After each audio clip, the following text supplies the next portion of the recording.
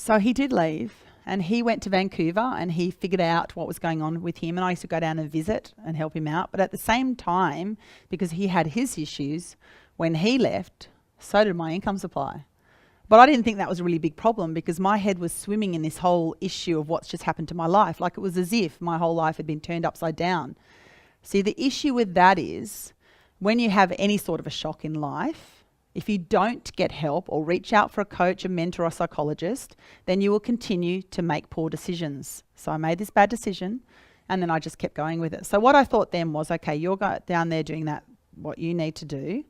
What I'm going to do is I'm going to house sit because I can't pay the girls' wages. My wages at that time was $30,000 every 2 weeks. And I couldn't make it because, you know, my business was failing and all of this. Now my income supply is gone, so now I can't pay the rent. So what I'll do is I'll house sit because then I won't have any rent to pay. So what a great idea.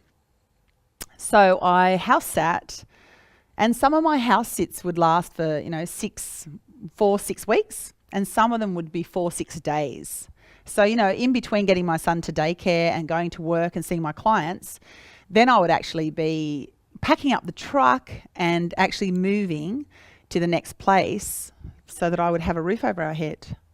And the interesting thing about that is I remember I was probably about 3 or 4 months into that, and I was moving, there was a little A-frame on the side of the hill, and I was moving from the bottom A-frame, and I was packing everything up into the truck, and there was a girl on the top part of the A-frame, and she said, "What are you doing?" And I said, "Oh, I'm moving out." And she goes, "Well, where are you going?" And I said, "I don't know." And she goes, "What do you mean?" And I said, "I've just been doing this house sitting thing with my son." So my son was a year old. And she goes, "Oh, well, we're going to Hawaii. Why don't you take our place?" So I took their place for another 4 weeks, and so it went on and on and on. But see, the thing is, when you're in a situation like that, which is not great, because I had a money issue, and now I've got actually a home and food issue. Like I can't find a home, I can't feed myself and all of that because all my money's going to my business, and I felt so responsible to my team that I wanted to make it work. I wanted to keep making it work. So on and on it went. And towards the end, my son was then 4 years old, and we had been house sitting for 3 years in over 40 houses. By that stage, I didn't realise the damage it had caused for me personally and emotionally. Like every day I would pray to God, please make it go away. Come on, you make it go away. Change it for me now, change it for me. But it wouldn't change. I was still house sitting. And then to make matters even a little bit worse, I needed more money, and now I need more money because I still need to pay my girls and I can't make this work. So what I'll do is I'll get another job. So I actually picked up a job cleaning a restaurant, and the restaurant was about 3,500 feet. So I cleaned this restaurant, and I would wake up my son at about 3 or 4 in the morning, and we would go clean the restaurant. Then I would take him to daycare. Then I would go to work. Then I would pick him up, come home, see clients, do it again, wherever I was staying at that time.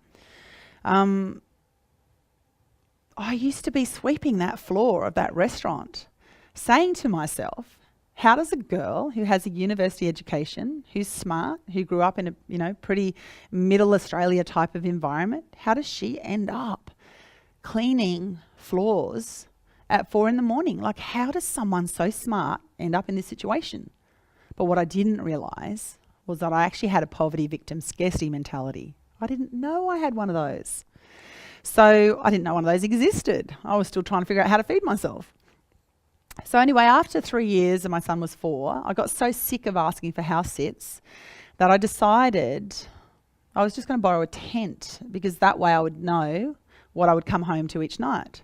So for 3 months, my son and I lived in a tent, and every morning I'd wake up and I'd put the tent away and go and do our stuff. But because it had had a long-term effect in wearing me down, and really I felt like I was 100 years old. I never thought I'd wear makeup again. I thought I'd never wear anything other than army fatigue pants. I just never thought I would blossom again. I thought felt 100 years old. I thought my life was over. It was really interesting because during those 3 years, I'm praying to God, please God, make it change. Please God, make it change. Not realizing that I need to be the change. If anyone's going to change, it's going to be me. Whether or not you have a religious belief or not, I'm going to change that. The thing is, I still couldn't change it for me. So here I was living in the tent, and then I get a phone call from my mum. My mum's really ill.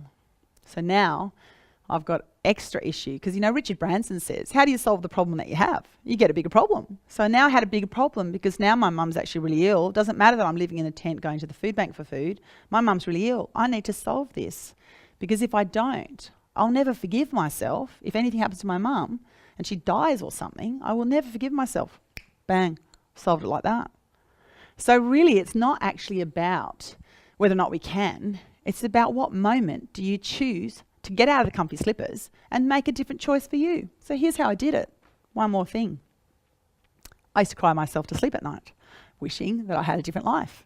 I used to pray to God, please take it away, cry myself to sleep at night, watch my son sleeping beside me, wishing that I could buy him a swimming lesson, or that I could feed him something other than the food I got from the food bank, or that I could give him a better meal, a holiday, something, buy his own clothes. Anyway, one night when I was crying myself to sleep, I thought, don't even know where it came from, but I thought, what would be, at this point in time, I was making $500 a month, and I'd made that for 12 years. You can't live on that. So I thought, what would be the most ridiculous amount of money that I could ever make so I could look after my son? And I thought, $40,000. I thought if I made $40,000, I could feed him, I could clothe him, I could do things for him. Anyway, my girlfriend has that piece of paper. Anyway, when my mum called, I called all my friends and I said, I need money, I need points, I need to get back to Australia, I need to look after my mum. So I did. I came back to Australia. So my problem was solved very fast. I came back to Australia and I looked after my mum. And we were living in a housing commission then, in a 1-bedroom housing commission unit. And I thought I was living in the Taj Mahal because I had somewhere to come home to. Even though I didn't know that my mum was pawning her jewellery to feed us and I was on Centrelink benefits, I felt so great knowing that I had an address to come home to. It felt so amazing. And every day my mum got a little bit better. And it was amazing. It was just like that moment where I went, you know what, I won't, if anything happens to mum, I can't forgive myself. I changed it like that. So now when clients come to me and they say, you know, I can't do this and I can't do that because I don't have enough money or time, I tell them, yeah, hello. You make all these myths and beliefs real and they're not even real. They're not even real. So anyway, along I went, I coached, I got some clients and stuff. And did you know that 18 months after I stepped outside the tent and packed it up, I had my first month where I made $40,811, 18 months after making $500 a month for 12 years. So if that's not a mindset shift, I don't know what is. So I love the fact that my clients bring me these huge issues and go, I don't know how to solve it. What you're really saying is, I don't know what I want, and I don't know if I'm prepared to give up the comfy slippers of the life I live in. Like, I actually get my clients to burn their slippers. Like, seriously, I do get them to burn their slippers because they go, oh, no, I've had these ones from Kmart for 10 years. I can't. I'm like, they're gone. We've got to burn them. And they send me photos of them burning their slippers because you get so habituated to your life and your response that you don't want to ignite the passion within, especially if it's on purpose and it means you're doing something different. Like, how many times do you see people staying in a bad relationship because they're like, oh, I can't leave Bill. Bill and I have been together 20 years. We've got 3 kids. I can't leave Bill. I'd hate to change their schools. You know, it's better to be from a broken home than in a broken home, but you do it over and over because you're habituated to that response. So I'm asking my clients and the people I work with, get uncomfortable. If you really want to be inspired to create something amazing, be okay with massive change. Be okay with not knowing. Be okay with making plenty of mistakes. Be okay with other people telling you you're a X, Y, or Z. I censored that. Make sure that you get in touch here and find out what is it that you really need to do for you? What is going to light your passion? What is going to light your fire?